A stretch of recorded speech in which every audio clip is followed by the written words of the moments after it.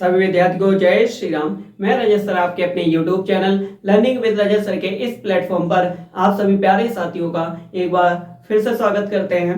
आज हम लोग एक और नए लेक्चर को स्टार्ट करने जा रहे हैं। उससे पहले हम लोग लास्ट लेक्चर में हम लोगों ने क्या पढ़ा था रिवाइज कर लेते हैं, उसके बाद आज की क्लास को स्टार्ट करेंगे। हम लोग लास्ट 2 लेक्चर से क्या देख रहे थे, किसी भी रासायनिक समीकरण को जब हम लिख रहे थे, किसी भी रासायनिक समीकरण को जब हम लिखते हैं तो उसमें कुछ कमियां रह जाती है। उन कमियों को दूर करने के लिए हम लोग क्या देख रहे थे, उपाय देख रहे थे।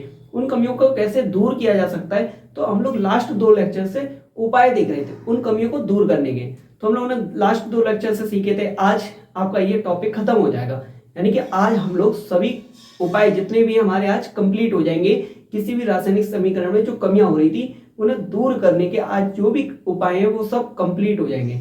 कल से हम लोग क्वेश्चन आंसर करने वाले हैं, चेक योर नॉलेज। सबसे पहले कुछ क्वेश्चन आएंगे, अब आपको प्रैक्टिस भी कराएंगे, रिएक्शन बैलेंस कराने की हर एक चीज की प्रैक्टिस कराएंगे। अभी जो कमियां दूर करी हैं, जो अभी हम लोगों ने उपाय देखे हैं, हर एक उपाय को अप्लाई भी करके आपको डॉक्टर बना के ही आगे बढ़ाएंगे। अभी तक हम लोगों ने लास्ट 2 लेक्चर में जो उपाय देखे हैं उन्हें अभी हम लोग यूज करने वाले हैं। हम क्वेश्चन लेके आएंगे आपके सामने, हम आपको बताएंगे कैसे कैसे हम लोग इसे यूज कर रहे हैं। तो सभी लोग तैयार रहेंगे। आज हम लोग इस क्लास को स्टार्ट कर लें, उससे पहले एक बार रिवाइज कर लेते हैं कि हम लोगों ने लास्ट जो 2 लेक्चर में हम लोगों ने उपाय देखे हैं, आप में से किसी को याद है? आप में से किसी को 2 लेक्चर में जो उपाय हो चुके हैं वो याद है? जितने भी याद हैं, 1 2 3 जो भी आपको याद है आप कमेंट बॉक्स में जरूर बताएं। हम लोगों ने उपाय क्या देखा था? पहला उपाय हम लोगों ने ये देखा था, अगर अभिकारक या उत्पाद जो होते थे उनकी भौतिक अवस्थाएं नहीं पता चलती थी, तो अभिकारक में या उत्पाद में कोई भी अगर कोई ठोस है, अभिकारक या उत्पाद हमारा कोई ठोस है तो उसे एस से लिख देंगे, एस से डिनोट कर देंगे। अगर कोई द्रव है तो एल से डिनोट कर देंगे, और अगर कोई गैस है तो किससे करेंगे? जी से डिनोट कर देंगे, और कोई जलीय विलयन है तो AQ से कर देंगे। तो पहला उपाय हम लोगों ने ये देखा था। अगर रासायनिक अभिक्रिया में अगर कोई अभिकारक या उत्पाद अगर हमारा अवच्छेद बनना है, यदि कोई अवच्छेद हमें प्राप्त होगा रासायनिक समीकरण में, यदि हमें कोई अवच्छेद प्राप्त होगा तो उसे डाउन एरो से दिखा देंगे, मतलब नीचे की ओर तीर लगा करके दिखा देंगे। सेकंड उपाय मैंने आपको बताया था। इसके बाद नेक्स्ट उपाय मैंने क्या बताया था, जल्दी बताओ, आ रहा है यार? हाँ सर, आपने ये गैस वाला भी बताया था। अगर अभिक्रिया में अगर हमें गैस प्राप्त हो रही होगी, अगर कोई गैस होगी तो हम ऊपर की ओर एरो करके उसे शो कर देंगे, उसे दिखा देंगे, डिनोट कर देंगे। वेरी गुड, बहुत अच्छा है। इसके बाद आगे क्या बताया था? एक मैंने आपको बताया था दाब ताप वाला। यदि अभिक्रिया में अगर हम दाब का उपयोग कर रहे हैं, यदि हम किसी अभिक्रिया को कराने के लिए दाब का उपयोग कर रहे हैं, मतलब प्रेशर का, ताप का उपयोग कर रहे हैं, मतलब टेम्परेचर का, उत्प्रेरक का उपयोग कर रहे हैं, तो अगर हम ऐसी चीजों का उपयोग कर रहे हैं, अभिक्रिया में इन चीजों की जरूरत पड़ रही है, तो हम तीर लगा करके, तीर के ऊपर या नीचे, अगर ताप जरूरत होगा तो ताप को लिख देंगे, अगर ताप का यूज कर रहे हैं तो ताप को लिख देंगे, और उत्प्रेरक किस कोई यूज कर रहे हैं तो उत्प्रेरक लिख देंगे। ये हमने सीखा था ना कल वाली क्लास में। अगर अभिकारक की सांद्रता अगर हमें दिखानी है, अभिकारक की सांद्रता हम लोग दिखा सकते हैं। सांद्रता किस में दिखा सकते हैं? या तो तनु में दिखा सकते हैं या सांद्रण में दिखा सकते हैं। कल आप में से एक बच्चे का कमेंट आया था, सर तनु और सांद्र में थोड़ा सा कंफ्यूजन है, आप एक्सप्लेन कर देना। तो कोई बात नहीं, आप लास्ट तक रुके ना, आज मैं आपको एक्सप्लेन कर देंगे। कह रहा सर थोड़ा सा डाउट आ रहा है कि सांद्र और तनु में, कोई बात नहीं, आज मैं आपको क्लियर कर दूंगा, आप लास्ट तक बने रहे। उससे पहले हमने आपको कल बताया था अभिकारक की सांद्रता को हमें शो करना होता है, दिखाना होता है। किस में दिखा सकते हैं? एक तो तनु में दिखा सकते हैं या सांद्र में दिखा सकते हैं, तनु में दिखा सकते हैं या सांद्र में दिखा सकते हैं। समझ में आया? इसके आगे हमने आपको बताया था अभिक्रिया में कोई चीज गर्म करनी, अभिक्रिया को अगर गर्म करना पड़ रहा है, तो हमने बताया था त्रिभुज जैसा निशान बना देंगे। कहाँ पे? एरो के ऊपर, जहां हम लोग तीर बनाते हैं उसके ऊपर हमने क्या करेंगे? त्रिभुज जैसा निशान बना देंगे। उससे समझ में आ जाएगा कि अभिक्रिया को गर्म किया जा रहा है, ये मैंने आपको बताया था। तो ये सारे उपाय हम लोगों ने लास्ट 2 लेक्चर में देखे थे। आज हम लोग उसी के आगे कंटिन्यू करते हैं। आज आपकी ये हेडिंग कंप्लीट हो जाएगी, कल से हम लोग इस पे क्वेश्चन करने वाले हैं। ये जितने उपाय देखे हैं वो, और प्लस हम लोग बैलेंस करने की प्रैक्टिस कर लेंगे साथ ही साथ। तो कल से हमारी क्वेश्चन आंसर स्टार्ट होंगे। सबसे पहले आज हम लोग इससे स्टार्ट कर लेते हैं। हमारे उपाय क्या है? नेक्स्ट 2 उपाय और रह गए, देख लेते हैं क्या है। हेडिंग हमारी कोई चलेगी, हेडिंग हमारी क्या है? रासायनिक समीकरण की कमियों को दूर करने के उपाय। हेडिंग हमारी वही है, अभी चेंज नहीं हुई है, आज चेंज हो जाएगी। आज ये टॉपिक यहाँ कंप्लीट हो जाएगा, कल से हम लोग क्वेश्चन आंसर की प्रैक्टिस करने वाले हैं, ठीक है ना। तो क्या है यहाँ पे नेक्स्ट पॉइंट क्या है, उत्क्रमणीय अभिक्रिया। उत्क्रमणीय तो का मतलब समझ में आ रहा है, रिवर्सिबल। उत्क्रमणीय अभिक्रिया कौन सी होती है, उत्क्रमणीय अभिक्रिया होती है रिवर्सिबल रिएक्शन। रिवर्सिबल रिएक्शन क्या होती है, जो इधर से उधर भी चली जाए, उधर से इधर भी आ जाए। मतलब कोई चीज ठोस है तो ठोस से, अगर ठोस है तो द्रव बन सकता है, और द्रव है तो ठोस बन सकता है, यानी कि बर्फ बन सकती है। बर्फ है द्रव बन सकता है, द्रव से फिर बर्फ बन सकता है। मतलब बर्फ है पानी बना सकते हैं, पानी से फिर बर्फ बना सकते हैं। रिवर्सिबल है मतलब इधर से उधर भी जा सकते हैं, उधर से इधर भी आ सकते हैं। तो ऐसी अभिक्रिया कैसी होती है, उत्क्रमणीय अभिक्रिया। तो उत्क्रमणीय अभिक्रिया प्रदर्शित करने के लिए, उत्क्रमणीय अभिक्रिया प्रदर्शित करने के लिए अगर कोई ऐसी अभिक्रिया होगी जो उत्क्रमणीय है, रिवर्सिबल है, जो इधर से उधर भी जा सकती है और उधर से इधर भी आ सकती है, तो उस अभिक्रिया को इस तीर, अभी तक हम लोग सभी रिएक्शन में कैसा तीर लगाते थे, ऐसा। सभी रिएक्शन जो भी नॉर्मल रिएक्शन होती थी उसमें यही तीर लगाते थे, एरो लगाते थे। इसके स्थान पर, इस तीर के स्थान पर ये वाला चिन्ह लगाएंगे, इस चिन्ह का प्रयोग करते हैं। मतलब एक एरो लगाएंगे इधर और आधा रखेंगे इस तरफ, हल्का सा आधा करेंगे और ऐसे ही वाला लगाएंगे। हमने आपको एक बार इससे पहले भी एक्सप्लेन कर चुके हैं इस एरो के बारे में। ये रिवर्सिबल अभिक्रिया को प्रदर्शित करता है। ये एरो ये बताता है कि ये अभिक्रिया इधर से उधर भी जा रही है और उधर से इधर भी आ रही है। इस चिन्ह का मतलब समझ में आ गया। ये चिन्ह हमें ये बताता है कि ये जो अभिक्रिया है वो इधर से उधर भी जा रही है और उधर से इधर भी आ रही है। मतलब अभिकारक से उत्पाद की तरफ जा रही है और उत्पाद से अभिकारक में आ सकती है।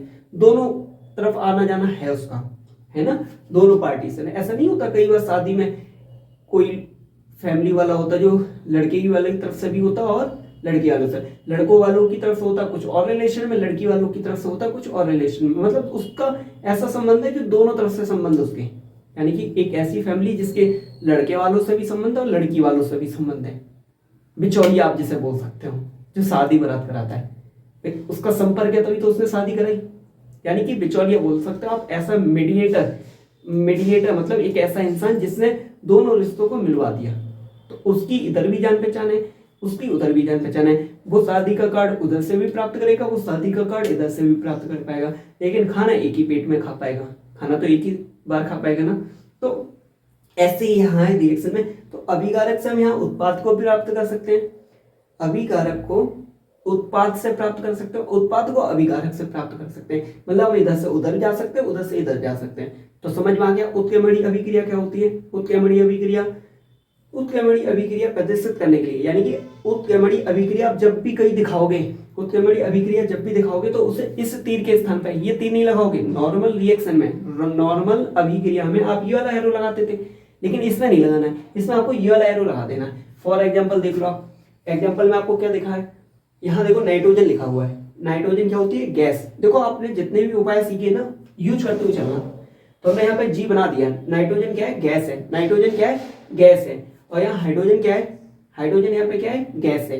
तो यहाँ पे मैंने जी लिख दिया स्मॉल में। जो चीज सीख ली उसे अप्लाई भी कर रहे हैं, जो चीज सीख ली उसे अप्लाई भी कर रहे हैं। तो नाइट्रोजन गैस हाइड्रोजन गैस को जब मिलाएंगे, नाइट्रोजन गैस और हाइड्रोजन गैस को मिलाएंगे, जब अभिक्रिया कराएंगे, नाइट्रोजन गैस की हाइड्रोजन से अभिक्रिया करेंगे, आप केवल ध्यान से सुनते भी रहा करें तो रिएक्शंस आपको कुछ ऐसी याद हो जाएंगी बार बार मेरे बोलने से।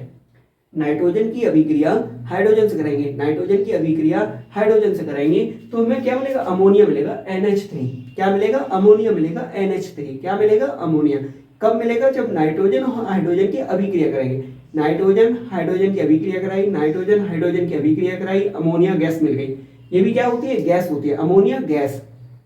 नाइट्रोजन गैस थी, हाइड्रोजन गैस थी, दोनों को हमने अभिक्रिया कराई, दोनों गैस को आपस में मिलाया। जैसे ही मिलाया तो हमें एक और गैस प्राप्त हो गई जिसका नाम क्या है, अमोनिया, NH3 अमोनिया गैस प्राप्त हो गई। हमने पता था ये गैस होती है तो जी लिख दिया। बैलेंस करना आता है, बैलेंस भी कर दिया। यहाँ पे बैलेंस तो आप खुद भी कर सकते हो, अब हमें बताने की जरूरत नहीं है। अब लेकिन हमने इसमें सीखना क्या है, हमने ये देखा इसमें ये वाला एरो न लगा करके, ये वाला एरो न लगा करके ये लगाया। तो अब आपके सामने अगर ऐसे एरो कहीं लगा मिल जाए, अगर ऐसा एरो लगा हुआ आप देख लें, तो तो आपके दिमाग में तुरंत क्लिक कर जानी चाहिए कि ये वो रिएक्शन है सर ने बताई थी, उत्क्रमणीय अभिक्रिया है। उत्क्रमणीय अभिक्रिया है मतलब ये इस चिन्ह का मतलब ये हो गया कि हम इधर से उधर भी जा सकते हैं, उधर से इधर भी आ सकते हैं। मतलब आप जब नाइट्रोजन और हाइड्रोजन को मिलाओगे, नाइट्रोजन हाइड्रोजन गैस को मिलाओगे तो अमोनिया मिलेगा। अमोनिया को जब करोगे, अमोनिया तोड़ोगे अमोनिया को तो क्या मिलेगा, तो ये दोनों चीजें फिर मिल जाएंगी आपको वापस। मतलब इनसे आप ये प्राप्त कर सकते हो अमोनिया से, फिर आप नाइट्रोजन हाइड्रोजन को प्राप्त कर सकते हो। समझ में आई पूरी कहानी? पूरी कहानी समझ में आई? समझ में आया? इस तीर के स्थान पे ये वाला तीर लगाना है। कब? जब उत्क्रमणीय अभिक्रिया हो। सर कहता पता कैसे चलेगी? सर पता कैसे चलेगी? अभी हम आपको बताएंगे। अभी हम आपको अभिक्रिया के प्रकार पढ़ाने वाले हैं। हमारी नेक्स्ट हेडिंग होने वाली है अभिक्रिया के प्रकार। क्वेश्चन आंसर हम लोग कंप्लीट कर लेंगे, आपको प्रैक्टिस करा देंगे। उसके बाद हम लोग नेक्स्ट पढ़ने वाले हैं अभिक्रिया के प्रकार। वहां हम आपको बताएंगे। समझ में आ रहा है? अभी आप बस याद रखें ये उत्क्रमणीय अभिक्रिया, उत्क्रमणीय अभिक्रिया होगी तो उसे तीर के स्थान पे हमें ये वाला तीर लगाना पड़ेगा। तो समझ में आ गई पूरी कहानी? समझ में आई ये कहानी? अब देखो नेक्स्ट देखो क्या है। अभिक्रिया में उत्पन्न ऊष्मा को, अभिक्रिया में उत्पन्न ऊष्मा को, अभिक्रिया में उत्पन्न ऊष्मा को उत्पाद के साथ, अभिक्रिया में उत्पन्न हो रही है, देखो ध्यान से पढ़ना, अभिक्रिया में उत्पन्न ऊष्मा को, अगर ऊष्मा निकल रही है, ऊष्मा निकल रही है तो उत्पाद के साथ लिखेंगे। तो किसके साथ लिखेंगे? उत्पाद के साथ। अगर उत्पन्न हो रही है, देखो ऊ से उत्पन्न, ऊ से उत्पाद। ट्रिक याद करो। ऊ से उत्पन्न हो रही है, ऊ से उत्पाद में लिखेंगे। ऊ से उत्पन्न, ऊ से उत्पाद, मतलब जो ऊष्मा उत्पन्न होगी, जो ऊष्मा उत्पन्न होगी उसे उत्पाद के साथ लिखेंगे। लेकिन लिखेंगे कैसे? तो प्लस ऊष्मा लगा करके लिखेंगे। प्लस का निशान ऊष्मा लगाकर लिखते हैं। तथा अवशोषित ऊष्मा, अवशोषित ऊष्मा कौन सी होती है? अवशोषित ऊष्मा वो होती है जब हम कोई अभिक्रिया कराते हैं, जब कोई अभिक्रिया कराते हैं तब हमें जो ऊष्मा देनी पड़ती है, जो ऊष्मा हमें देनी पड़ती है वो अवशोषित ऊष्मा बोलते हैं। तो अवशोषित ऊष्मा को अभिकारक के साथ, किसके साथ? अभिकारक के साथ प्लस चिन्ह लगाकर लिखते, दोनों को प्लस चिन्ह लगा के, प्लस ऊष्मा लिखते दोनों। केवल इसमें आपको की पॉइंट क्या याद रखना है, अगर उत्पन्न ऊष्मा है, ऊ फॉर उत्पन्न, ऊ फॉर उत्पन्न, ऊ फॉर उत्पाद, मतलब उत्पन्न होगी तो उत्पाद में लिखेंगे, उत्पन्न होगी ऊष्मा तो उत्पाद में लिखेंगे, उत्पन्न होगी तो उत्पाद में लिखेंगे, उत्पन्न होगी तो उत्पाद में लिखेंगे। लेकिन अवशोषित होगी, आ फॉर अवशोषित, आ फॉर अभिकारक, आ फॉर अवशोषित, आ फॉर अभिकारक, मतलब जब अवशोषित होगी, मतलब जब हमें देनी पड़ेगी, जब हम ऊष्मा को देंगे तो हम कहाँ लिखेंगे? अभिकारक में। कहाँ लिखेंगे? अभिकारक में। क्यों? क्योंकि हम दे रहे हैं। तो आ फॉर अवशोषित, ट्रिक मजेदार लगी ना? अवशोषित, आ फॉर अवशोषित, आ फॉर अभिकारक, आ फॉर अवशोषित, आ फॉर अभिकारक। समझ में आ रहा है? आ फॉर अनार नहीं, यहाँ आ फॉर अनार नहीं, बच्चे नहीं आप दूध पीते हुए, आप क्या हैं? मोमोज खाने वाले बच्चे हैं। तो आ फॉर अवशोषित, आ फॉर अभिकारक, आ फॉर अवशोषित, आ फॉर अभिकारक, ऊ फॉर उत्पन्न, ऊ फॉर उत्पाद। समझ में आ गई? ट्रिक बहुत आसान है। दोनों को कैसे लिखेंगे? प्लस का चिन्ह लगा करके। देख लो एक बार, कार्बन लिया, कार्बन कैसा होता है? ठोस होता है। कार्बन कैसा होता है? ठोस होता है। ऑक्सीजन से अभिक्रिया करा रहे हैं, ऑक्सीजन क्या है? गैस। कार्बन की अभिक्रिया ऑक्सीजन से करा रहे हैं, कार्बन की अभिक्रिया ऑक्सीजन से करा रहे हैं। क्या मिलेगी? CO2 गैस मिलेगी, कार्बन डाइऑक्साइड मिलेगा। क्या मिलेगा? Carbon dioxide. कार्बन डाइऑक्साइड, ये रिएक्शन में हमें क्या होती है? इस रिएक्शन में हमें ऊष्मा मिलती है, इसमें हमें ऊष्मा उत्पन्न होती है, इसमें ऊष्मा उत्पन्न होती है। अभी हमने आपको बताया था ऊष्मा उत्पन्न होगी, ऊष्मा उत्पन्न होगी तो कहाँ लिखेंगे? उत्पाद में। तो कहाँ लिखी हमने? उत्पाद में। सर ये हमें कैसे पता चलेगी किस अभिक्रिया में उत्पन्न हमें ऊष्मा देनी पड़ रही है? ये सब प्रैक्टिस से आएगा। कब हमें देनी पड़ेगी, कब हमें लेनी पड़ेगी, ये सारी चीजें प्रैक्टिस आएंगी। धीरे धीरे हम लोग चढ़ तो रहे हैं, आगे ऊंचाइयों पे चढ़ रहे हैं, धीरे धीरे आपको समझ में आएगी कहाँ में ऊष्मा देनी पड़ेगी, कहाँ में ऊष्मा लेनी पड़ेगी। कार्बन की अभिक्रिया ऑक्सीजन से कराई, कार्बन की अभिक्रिया ऑक्सीजन से कराई, कार्बन की अभिक्रिया ऑक्सीजन से कराई, कार्बन डाइऑक्साइड बना। कार्बन की अभिक्रिया, कार्बन कैसा है? ठोस। ऑक्सीजन कैसी है? गैस। कार्बन डाइऑक्साइड क्या बनी? Gas, CO2। Carbon dioxide CO2 gas बनी, साथ में क्या निकला? ऊष्मा निकली। साथ में क्या निकला? ऊष्मा निकली, मतलब ऊष्मा उत्पन्न हुई। और ऊष्मा उत्पन्न होगी, ऊ फॉर उत्पन्न, ऊ फॉर उत्पाद में लिख दिया ना। अब देखो इधर दूसरा एग्जाम्पल देखो, कार्बन की अभिक्रिया, जल के साथ कराई, कार्बन की अभिक्रिया जल के साथ कराई। यहाँ कार्बन कैसा है, ठोस है, सॉलिड है। कार्बन कैसा है, सॉलिड है। H2O किस फॉर्म में, गैस फॉर्म में। सर जल तो द्रव होता है, जल हमारा जो H2O होता है वो तो जल होता है, लेकिन बेटा हमें यहाँ पे गैस फॉर्म में लेना है। गैस फॉर्म में मतलब भाप के रूप में लेना है, भाप के रूप में, गैस फॉर्म में लेना है। जल हमें कैसा चाहिए, भाप के रूप में, भाप के, नॉट अ लिक्विड। हमें जल द्रव के में नहीं चाहिए, द्रव में नहीं चाहिए। जल हमें चाहिए कैसा, किस फॉर्म में, किस फॉर्म में, गैस फॉर्म में चाहिए।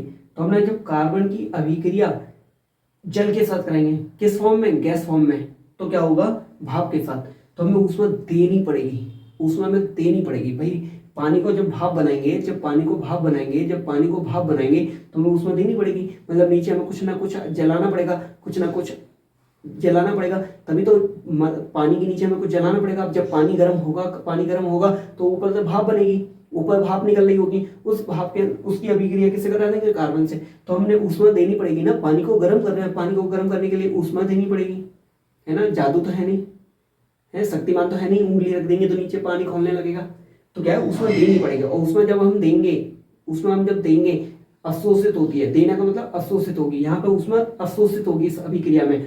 तो कहाँ लिखेंगे, अभिकारक में। तो देखो अभिकारक में लिखी, अभिकारक में लिखी, तो होगा क्या, होगा क्या, CO बनेगा। यहाँ देखो CO2 बनना था, यहाँ CO बनेगा, कार्बन मोनोऑक्साइड, CO2। देखो यहाँ बच्चा कंफ्यूजन में होता है। CO2 को बोलते हैं कार्बन डाइऑक्साइड, CO2 को बोलते हैं कार्बन डाइऑक्साइड, CO2 को बोलते हैं कार्बन डाइऑक्साइड, लेकिन यहाँ CO है, CO है। और याद रखना ये CO कैसे लिखना है, दोनों बराबर में होने चाहिए। CO का मतलब क्या होता है, कार्बन मोनोऑक्साइड। ये क्या है, carbon monoxide, carbon monoxide, carbon monoxide. ये भी हमारी गैस फॉर्म होती है। ये किस में होता है, गैस फॉर्म में होता है, तो G लिख दिया। और साथ में हाइड्रोजन गैस है, हाइड्रोजन गैस है, गैस है तो G लिख दिया। हाइड्रोजन गैस है, आपको याद हो, देखो खुद चीजें धीरे धीरे पता हो रही हैं। हाइड्रोजन गैस होती है सर, नाइट्रोजन गैस होती है, ऑक्सीजन गैस होती है। तो धीरे धीरे चीजें आ रही हैं, धीरे धीरे आ रही है। जैसे जैसे आगे बढ़ रहे हैं, पढ़ते हुए चल रहे हैं, सीखते हुए चल रहे हैं, तो चीजें तुम्हारे दिमाग में भी आ रही हैं, अब पता नहीं पड़ रही हैं। तो समझ में आया यहाँ पे कि मैंने कार्बन की अभिक्रिया गैस फॉर्म में जल लिया, भाप के रूप में जल लिया, अभिक्रिया कराई तो कार्बन मोनोऑक्साइड बना, साथ में हमें ऊष्मा, वो हाइड्रोजन गैस बाहर निकल गई। तो ये समझ में आया आपको, दोनों पॉइंट क्लियर है आपके।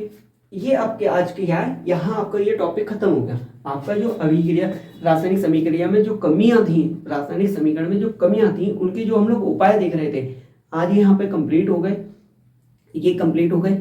आप में से कोई ऐसा स्टूडेंट है जो ओरली सब सुना सकता है, ओरली जो सब सुना सकता है, सर बिना देखे हम सब सुना देंगे।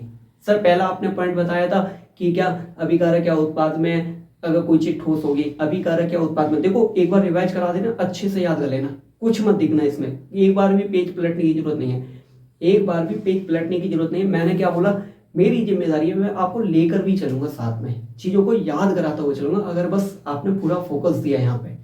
तो पहला हमने क्या बताया था, मैंने ये बताया अभिकारक या उत्पाद, अभिकारक या उत्पाद हमारा अगर ठोस अवस्था में तो S लिखेंगे, द्रव अवस्था में तो L लिखेंगे, और गैस अवस्था में तो G लिखेंगे, और जलीय विलयन में तो AQ लिखेंगे। पहला पॉइंट हमने ये बताया था, अगर कोई अवक्षेप प्राप्त होगा तो नीचे की एरो लगाकर दिखाएंगे, डाउन एरो लगा करके दिखाएंगे। दूसरा पॉइंट क्लियर हुआ, अगर कोई गैस है, कोई गैस है तो ऊपर की ओर एरो लगा करके दिखाएंगे, कोई गैस है तो ऊपर की ओर एरो लगा करके दिखाएंगे। 3 पॉइंट हो गए। उत्प्रेरक, दाब, ताप, अगर इनमें से कोई चीज का यूज कर रहे हैं, दाब, ताप, उत्प्रेरक, अगर इनमें से किसी चीज का यूज कर रहे हैं तो हम उसके तीर के ऊपर या नीचे लिख सकते हैं। अगर हम ताप, दाब या उत्प्रेरक इनमें से किसी का अभिक्रिया में यूज कर रहे हैं, अभिक्रिया में यूज कर रहे हैं, कल मैंने आपको दिखाया था मैग्नीज ऑक्साइड, मैग्नीज डाइऑक्साइड में, तो वो उत्प्रेरक था, तो मैंने तीर के नीचे लिखा था, समझ में आया था। तो दाब, ताप या उत्प्रेरक जब भी हम यूज करेंगे तो उसे एरो के ऊपर या नीचे लिखेंगे। और नेक्स्ट पॉइंट, अगर किसी अभिक्रिया को अगर हम गर्म करेंगे, किसी अभिक्रिया को गर्म करेंगे तो हम क्या करेंगे, त्रिभुज जैसा चिन्ह बना देंगे। रिवर्सिबल है, रिवर्सिबल है तो आधा तीर ऊपर की तरफ, आधा तीर इधर पे, उत्पाद की ओर, अभिकारक की ओर, ये बताया। और नेक्स्ट पॉइंट हमने आपको ये बता दिया, अगर अवशोषित हो रही है, ऊष्मा कैसी हो रही है, अवशोषित हो रही है तो अभिकारक में लिखेंगे, ऊष्मा अवशोषित हो रही है तो अभिकारक में लिखेंगे। और ऊष्मा अगर उत्पन्न हो रही है, ऊष्मा अगर उत्पन्न हो रही है तो कहाँ लिखेंगे, उत्पाद में लिखेंगे। तो ये सारे पॉइंट क्लियर हो गए, सारे पॉइंट क्लियर हो गए। एक छोटा सा पॉइंट और है जो कल बच्चे ने डाउट पूछा था, एक बार आप इसे देख लो फिर बता दें हम आपको, ये आप देख लो एक बार फिर आगे हम आपको बता दें।